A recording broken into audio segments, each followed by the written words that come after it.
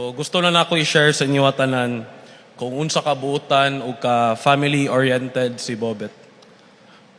Sa una pa lang, first pa lang, pag-recruit na mo sa yaha, niduol ko siyang coach, nangutana ko kung pwede ba namo kuhaon si Bobet sa Ateneo de Davao. Ang tubag siyang coach ako, Coach, ika-30 mo na eskwelahan na niduol sa mua. So 29 schools, 29 universities ang ga-recruit kay Bobet, dili lang diri sa Davao, kundi sa Manila. Mas better opportunities, financially, mas dako ang allowance na i-offer, mas dako ang ma-provide nila. Pero ang deciding factor ni Bobet, nganong gipili niya ang Ateneo de Davao, kay gi-appeal na mo ang iyang igsuon na si RB.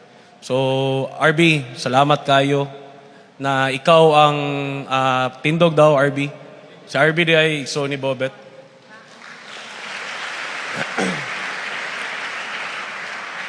So, si RB ang rason nganong naadto sa tuwa si Bobet. Grabe, mas gipili niya ma-safety, ma-secure iyang manghod kumpara sa laing mga offers sa Manila na mas dagag opportunity, mas dagag financial, mas dagag kwarta na gi-offer. So next na ko ingnon is